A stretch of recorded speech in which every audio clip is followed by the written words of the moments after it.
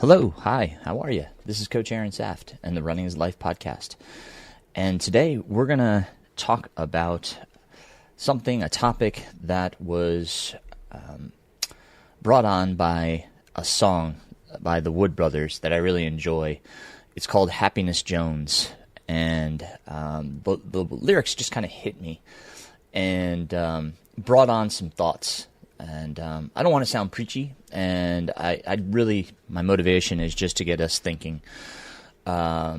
Maybe something you can think on a run, or something that will kind of bring about some change in your life. That's the purpose in talking about this. But Happiness Jones by the Wood Brothers. The title of this podcast, All My Wisdom Came from the Toughest Days. That's the first line of the song. All my wisdom came from all the toughest days. I never learned a thing being happy. All of my suffering came, I didn't appreciate it. I never learned a thing being happy. But to know how it feels now and then, I got a Happiness Jones, my friend, a Happiness Jones. That's the first verse of Happiness Jones. And what it actually talks about is something a little bit different than what my intention is. So we'll make the connection here in a moment. It's more the first line that really struck me, that really all of my wisdom came from all the toughest days. And that's something that resonated. The song, if you were to look it up, I kind of Googled it, and AI gave me this version. So this comes from Google and the AI result. Happiness Jones by the Wood Brothers is a cynical, playful song that highlights the value of unhappiness and criticizes society's, including social media's, obsession with constant happiness and artificial, curated joy. It suggests that true wisdom and personal transformation come from hitting bottom and suffering rather than relentless positivity. That's not far off from what I wanted to talk about, and how we can learn and process and move forward, and some things that we can be reflective upon that may get you thinking. As I said, that's kind of the purpose of this whole podcast here, is to get us thinking. If running is life, how can we translate some things that we have from running into our own lives? So with that, I'm going to get into kind of what I want to, what the meat of this podcast is about. The first point is, do you believe in yourself? It all begins there. If we take on a goal, we have to have some sort of belief in ourselves that we can achieve that goal. If there is too much self-doubt, that will manifest itself in the goal itself. In actually finding success in that goal, you will sacrifice a part of your success because of that lack of belief. It perhaps could have been better, easier. So with that said, trying to believe in yourself is super important. And where that belief can come from is having support, and having the right support in whatever you're doing. Be it in running, we always talk about the team that we have in running, and that can include so many people in your team in order to make you successful. It's the same thing in life.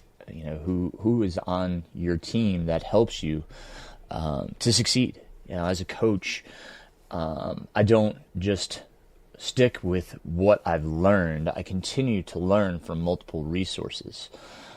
There are certain people that I value their opinions, and I ask them for advice. And, their advice means the world to me, because I want to make sure that I understand and am doing the best I can for the athletes I coach, be them, youth athletes or adult. I don't know everything, obviously. And, that's what part of this podcast is about, is learning and, enjoying the process and getting to, do the process more effectively.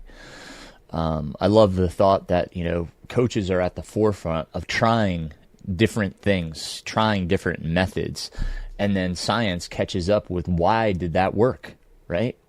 The coach tries something different, and the athlete responds well. Why did they respond well? Well, science then figures that out. It's not we have the science and then we apply it. Sometimes that's the case, but more often than not is someone went and tried something extremely different and found success with it, and then science is like, well, why did that work? And that's how we learn, right?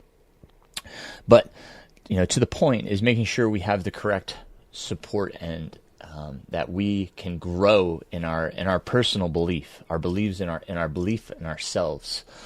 That's a massive undertaking. As belief. I wear a Artkin bracelet. For those of you that know Artkin, I'll put their link in the show notes if you want to learn more. But they're bracelets that are made in Kenya. They support projects within Kenya, and you can make a custom one. And I made mine like the Believe sign in Ted Lasso. So the bracelet is yellow and Believe is in blue. And I wear it on the wrist opposite my watch. So, if I'm running and my arm swings up, I can see the band. And it's a reminder to believe in myself, believe in the people around me, believe in what I'm doing. It takes a lot. I sometimes I lose sight of belief. Sometimes we have the imposter's syndrome, right? We don't believe we're who we should be, or we're not good enough to fulfill the role that we're trying to do. Sometimes I have that imposter syndrome in coaching, and it's times like last night we had an indoor track meet where I get a reassurance, and sometimes that's what we need, is just a reassurance, and it can come from the simplest act. Last night I was out on the infield. We were short on volunteers at the track meet last night, so I was helping one of my pole vault coach. Help him. He was running the pole vault but didn't have enough help, so I went over to help him. And I had never really helped with the pole vault before, so he was teaching me, what I needed to do and how I needed to do it. And we fulfilled that role, and we kept hearing over the speaker, hey, we need somebody to run the boys' high jump. Nobody was stepping up. There were coaches just standing around, but nobody was stepping up, and these kids were just, they were looking at each other like, what's going on? So, we finished up the pole vault. I looked at my fellow coach, and I said, hey, let's go run the high jump so these kids can get in their jump. And so we did. I was kind of cheering from the infield for my kids that were racing. It was tough, I love being present and focused on the kids, but at times we can't. I've been very fortunate this season to have really good help, and I was able to be present with my kids and cheer for them and be a part of them and time them and talk to them. But yesterday, my attention was called elsewhere. But when I finished up, my wife, she came over, and she was, she's like, I heard people in the stands, and they said, who is that coach down there? He really cares.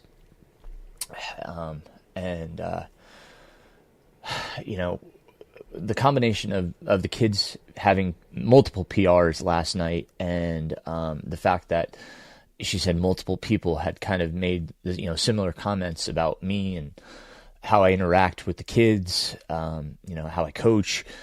And these were, parents, not from my team. These were parents from other teams just noticing, my interaction with the kids. And because the kids would come to me, before or after event and talk to me and such. They were just witnessing my interaction. And, again, just having that reassurance that these kids are showing improvement, and other people are witnessing, what I do and how I do it, and are, positive reinforcing what I'm doing. It was the biggest reassurance for me. This has been a challenging season. I've been, fortunately next season I'll have a sprint coach to help. But, this season I've been coaching the 55-meter dash all the way through the 2 mile, which, that's a quite diverse group. And, of course, coming up for workouts for the 55-meter dash, the 300-meter, the 500, the 1,000, the mile and 2 mile. There's all these different workouts with all these different abilities. It can really stretch you thin and make you wonder, am I doing the right thing? Am I doing enough? Am I, getting these kids to their full potential? And that's where the imposter syndrome can hit. But it's nights like last night where the results, kind of proved that all is okay, and I'll be okay, and I'm doing the best I can. I'm trying to learn and give these kids the designated time that they deserve, and they're happy. They're seeing results, and that's massive to me. So my belief is growing, and it's thanks to those around me. It's thanks to things I see, I observe. So message here is keep observing, keep learning, and help your belief grow in yourself. Other things that you can do, obviously, are look back through your training log. I love Strava and Training Peaks for that purpose, because, when runners typically get towards the end of a cycle, they're like, I don't know if I've done enough.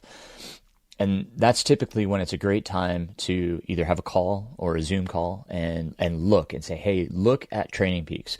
Training Peaks is great because it's just a big calendar page, and you can scroll back and it will light up green when you nailed it. It will be yellow or orange if you were, slightly or grossly above or below the prescribed. So you can see what you did, and it will be red if you didn't do anything. So it gives you this visual that, just that, the color visual, if you're lighting up more green than anything, it's enough, right? That's amazing. I listened to Sally McRae, the yellow runner, the other day. And she was doing the long haul 100. For those of you that don't know Sally, and hopefully I can put this in the show notes as well. I gotta start making notes. Let me write that down. Yellow runner video. I'm gonna put that in the show notes for you guys, because that was a great one.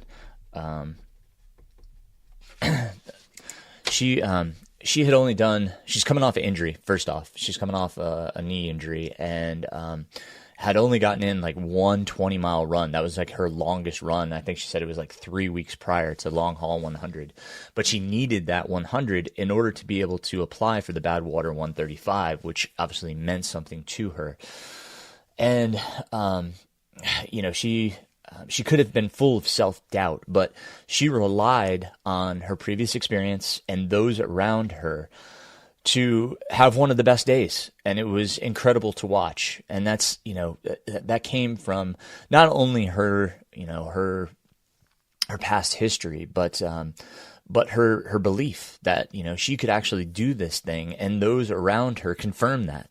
And you'll see that in this video, which is wonderful. And I absolutely love that. It was great video. Well done. So I'm going to post that so you guys can check that out if you like. It's not a very long video, but it is great. So please, if you're having struggles with believing in yourself, that's when you need to communicate with others, those that can help you gain, that strength that you need to have the belief that you can do these things. And that may come from a mental sports performance coach if it's related to running. I've known some really great runners that just have a lot of self-doubt, and their self-doubt has been reaffirmed in not only through their training, but through working with a sports mental performance coach, because they can help you understand and grow in your belief in yourself because of who you are and what you're doing. I mean, we're all incredible, and sometimes we forget that. So don't you forget it. The next thing I'd like to talk about is, what do you love? Love is such a strong word. I use it quite often. I do, and I really hope it doesn't mean lose meaning to those that I say it to, because I let everyone around me, my runners included, let them know that I love them, because they mean something to me. Sorry. But the first big important thing, just as we talked about with belief and believing in yourself, is, do you love yourself? Oftentimes, we may not love ourselves, and sometimes we don't recognize that. I recognized it at a young age, that I had a hard time loving myself because of everything around me. Growing up, I was a skinny redhead. I was picked on and bullied a ton. It really could have changed my life for the worse. But I found running. I found an outlet that helped me find myself. I think that's why running, really, it means something to me, because it helped me find myself, and it helped me love myself, because I found the true me. And my ability to be myself, and those that are like me. It created a community I didn't have previously. I had friends, sure, but the friends that I made through running, I grew so strong with, because I could go for a run and I could talk without inhibition about what was going on in my life and what was transpiring, what was bothering me. It's hard to do that when you're just having a conversation with somebody, when you're just out. Even if you're out just at like a coffee shop, it's hard to kind of talk about those things, whereas we lose that inhibition on a run. But it was running that taught me how to love myself. And so I hope that, if you're honest with yourself, that's something you work on, and allowing yourself to love yourself. That's super important, and first and foremost. And then, are you finding that you're doing things that you love? I hear from so many people that, God, I can't stand my job. It's ruining my life. And that's hard. That's a really hard reality. And, I know there's a few people that will listen to this that will this will resonate with them, because they absolutely are having a hard time just really enjoying their life, because work is just, sucking the life out of them.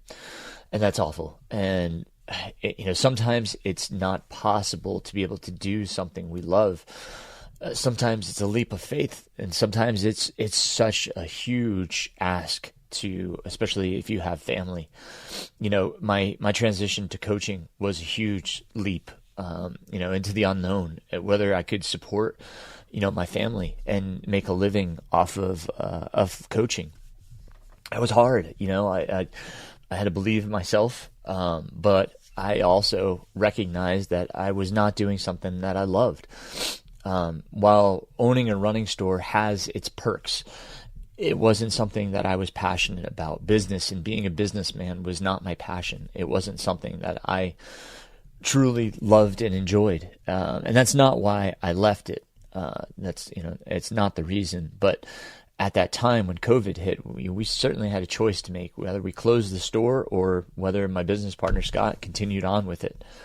And we deemed that, it was best for Scott to continue on with it. And I don't regret that choice. I'm happy for Scott that he got to continue to do it, because he truly loves it. I am grateful that I'm doing what I'm doing now, because I absolutely love it. And that makes all the difference in the world. When I'm tired, it's okay. I can jump into Training Peaks. I can check on athletes. I can build schedules. There's no time where I'm like, God, I hate doing this. That doesn't happen. I'm just I'm enjoying, I'm loving what I'm doing.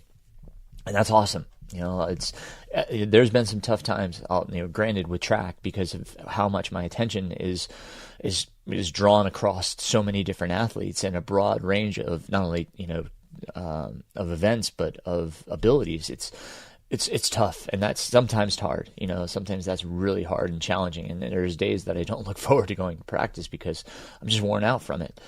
But at the end of the day, after practice, I always walk away like, that was a great day. That was fun. That was great working with those kids.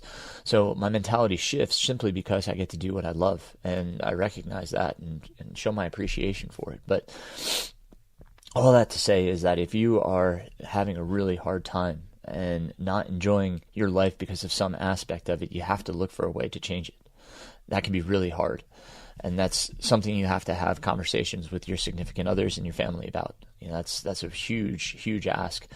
But, if it's going to make your life better, it can make the lives of those around you better as well.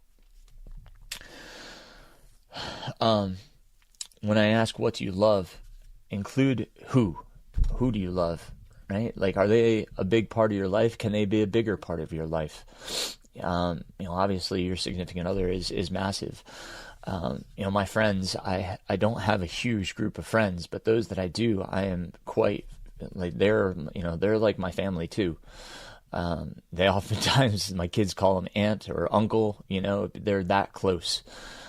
They're all good people. And, I surround myself with people that I love and trust. And so recognizing that those are the people that will help you find success, and they will help you to, make your life better. And just being around them, they're going to elevate your life and hopefully help you find the way to, to ultimately love who you are and what you're doing. So be sure to make sure you surround yourself with those people. When I think about what do you love, I also think about what specifically do you love. This goes, kind of way back. I grew up in the mountains of southern New York, so I've always loved the mountains, and I've always, wanted to stay within the mountains. Raleigh was it was okay for college, but I missed the mountains. And we moved to Blacksburg, Virginia for my wife to go to med school, and I got back to the mountains, which, I instantaneously felt better, because I knew I was in an area where I was surrounded by what I loved, and that was mountains and trails. So when we moved here to Western North Carolina, it was like a dream come true. These mountains were bigger, more trails. It's just... I felt more at peace here. I feel more comfortable here because of where I am and what I'm doing. So thinking about that, are you happy with where you're at? And again, sometimes we don't have a choice, but, recognizing if you do have that choice, then you can be where you love, then, I would suggest making the move so that your life is all around better once again.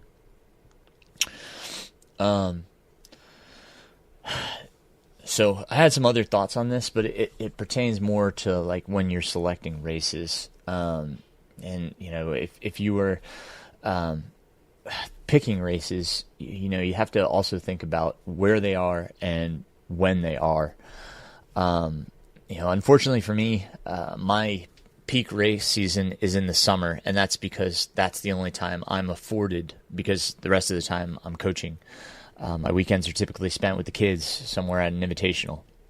So I don't have a lot of time to race during the year except in the summers, which isn't my favorite time to race, but it is what I have. So if you have the ability to race in the seasons you prefer, that's what you should do, and race where you want to race. I love racing in the mountains, whatever it is. The race I just did in Georgia was wonderful. I just love racing in the mountains and being in the mountains. I think I mentioned in my race report that my friend Sarah had mentioned, this is probably boring to you, just another, mountain scene, but it's not. Mountains are wonderful to me wherever they are, however big they are. Like when I went over to England, the mountains aren't very big, but they're still beautiful, and the views that you're afforded are irreplaceable and magnificent. So I know that's where my heart is in the mountains. So that's where I race, is in the mountains. So thinking about those things. The next one is quite the opposite. What do you hate? And that's a tough question. Maybe it's easy to answer. But what do you hate? But I'll get into an example here, but of these things, what is necessary for you to accomplish your goals? I know my coach Will might listen to this, but and I mean no offense, Will, but I hate strength training. I absolutely hate it. I don't know. It's not necessarily that I ever had a bad experience, but I just don't enjoy doing it. It's one of those things I just don't like doing. So what I found, and this came about recent, and it's not ideal, but it's what works, is that if I have to lift after a run, the run is greatly diminished in my enjoyment. I thoroughly have a hard time in staying present and enjoying the run because all I can think about is I have to lift after the run. And that's frustrating. I hate that. I hate that it affects me so much, but I sincerely just don't look forward to it. And that, ruins and impacts me. And maybe you can think of things that impact you in the same way. I know this is, such a petty thing. I recognize that. But at the same time, it's taking away from my enjoyment of something that I truly love. So what I found was that if I get up and lift, and get it, done first, I don't have a hard time doing it. I recognize that I need to do it. There are so many reasons why I need to do it: to stay healthy, to stay strong, to stay healthy as I grow older. All of these things, I understand that lifting has a tremendous impact on everything, and so I know I need to do it. I know it will help me in accomplishing my goals, so it has to be done. I just don't want it to affect things that I enjoy so much. So what I found was that if I do it first, I may be a little bit more tired if I have to run directly afterwards, but I enjoy my runs exponentially more because I know that the lifting part is done. As petty as that sounds, I recognize saying it. It sounds so bad, but it's the reality. It is. I'm being honest. That's the reality. But I do get it done. I'm working on making sure I get it done, and that's how I'm going to get it done. So, that's necessary. So I had to figure out how to get it in there, and that's how I did it. And then, who can help you with not hating it so much? Again, this is kind of relying on your team. Who in your team can help you? Like, even recognizing it may be a huge step. Again, like, I recognize that I just really was not looking forward to lifting. I recognized that on my own. And then, trying to figure it out how to implement it the best way I could without impacting everything tremendously. That's what I came up with. But there may be other things that, you just don't know how to work around them. How do you do these things without sacrificing, other things that you're hoping to accomplish. So that's when you start talking to others. Maybe it's again, a mental sports performance coach. Maybe it's a dietitian. Maybe it's a physical therapist. Maybe it's your wife. Maybe it's your husband, significant other, whoever. But having these conversations, a coach, whatever, talk to these people and try to figure out, well, how do I include this, and how do I not hate it so much? I know hate's a strong word. It really is. But we need to be able to not have that in our lives. We need to let go of the hate in whatever way we can. And that goes for everything, obviously. Okay. What are things you don't understand? That's my next point here. What are things you don't understand? And who can help you? Who can help teach you these things? That's huge. I talked about earlier about how, I don't know everything about running and training. But I try to surround myself with those that can help teach me how to do these things, how to understand these principles. I'm not great at science. I've learned time and time again these principles of training, and it's taken me time. The first time I learned them, I probably understand, like a small fraction of what was being taught to me. But after the 10th, 15th, 20th time of reading it, hearing it, then it becomes, easier to understand. Oh, I get it. Maybe it's the way it's put. Maybe it's the way it's explained to you, or a different way of reading it. As I kind of said with training with the uphill athlete, there were some things that just clicked. I was like, that makes sense now. It just wasn't explained to me in a way that I understood, and it just took the 50th way to make it go through my thick skull. But yeah, I'm trying to trying to understand these concepts. And like when I have a weakness, right now, my weakness is cycling. I have some people that have to cycle, unfortunately, due to injury. And there's terms that I'm getting to understand and learn better. I don't have a cycling background. That's not my forte. But, there are things that I need to learn so that I understand what's going on when these athletes are cycling. So I'm trying to learn these things. And, these athletes have been great about trying to explain things to me so that I do understand these cycling concepts, which is, amazing because here, I'm learning from my athletes, which is tremendous. And that's something a good coach will do, is listen to the athletes who know more about a topic than they do. That's the reality. And, I'm not, I'm not prideful enough not to listen and learn. So, being able to swallow your pride sometimes and just learn is massive. And that's, I think we all could take a step back sometime and listen and observe and learn. So, try to focus on the things you don't understand or don't know. Grow in those areas. All right. What are your values? I did a whole podcast. It was episode 206. I'm going to put that in the show notes on aligning your values with your goals. And I talk a lot about values. So, if you want to go back and listen to that episode, it's worth your time to kind of make sure, because it will strengthen your goal. Your intrinsic value will be multiplied, which is massive when you go into that dark time in a race. You'll have this to draw on that it's connected to your values, and that makes it exponentially stronger. So,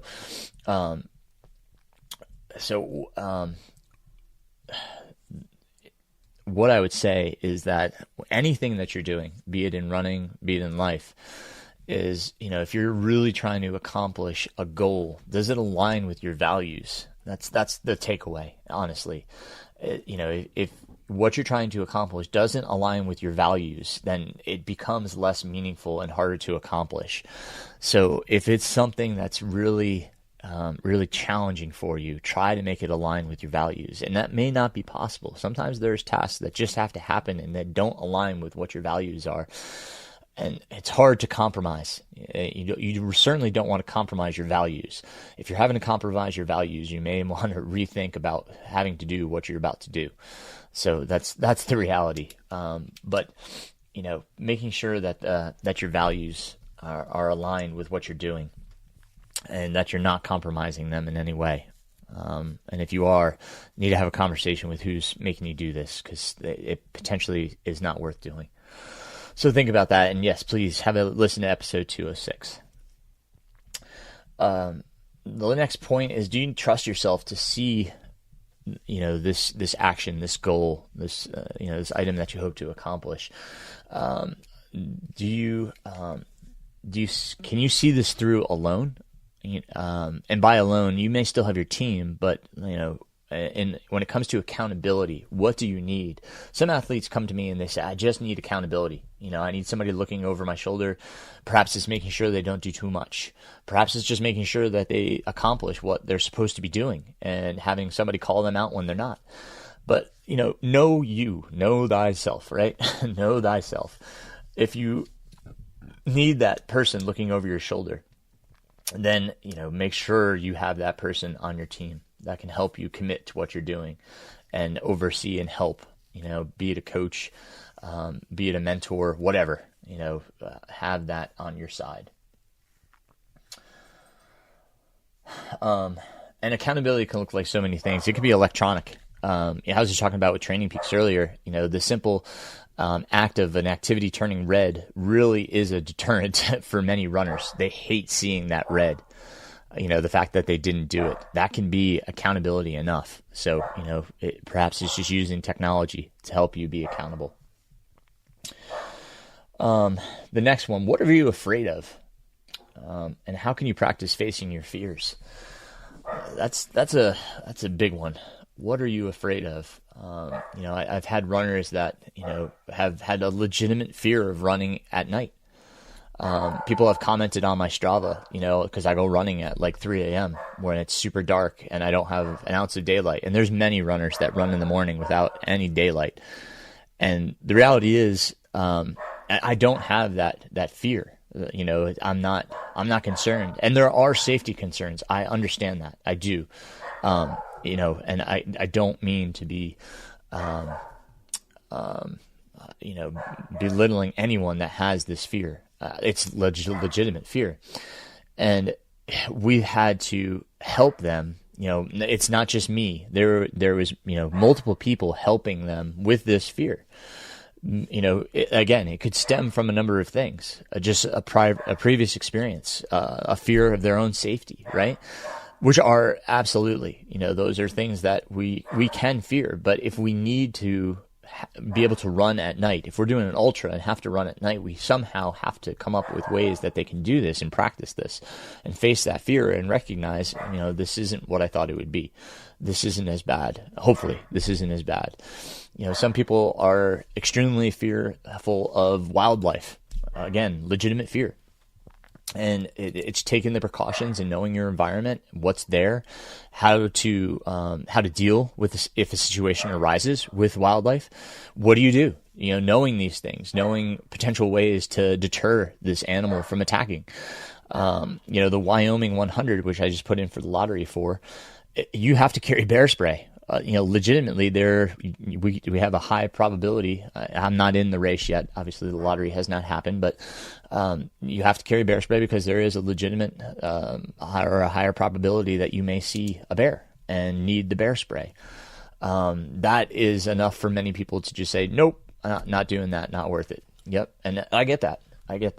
I certainly do. Having encountered a brown bear in the Canadian death race, many of you have heard that story. I get that. I understand that. It's a legitimate concern. At the time, I don't think I recognized how close I was to, being mauled by that mama bear.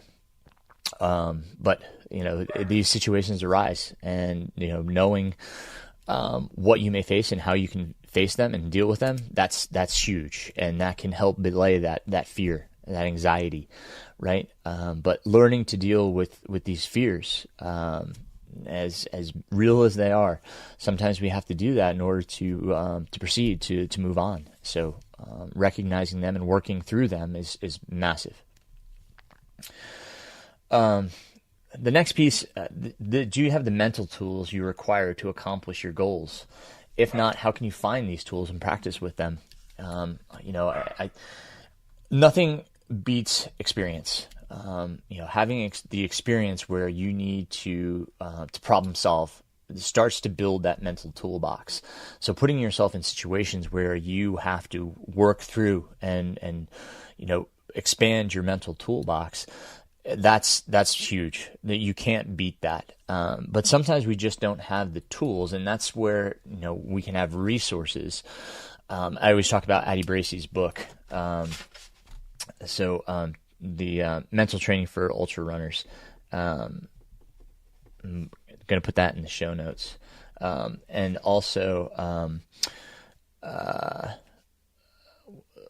the Travis Macy's book.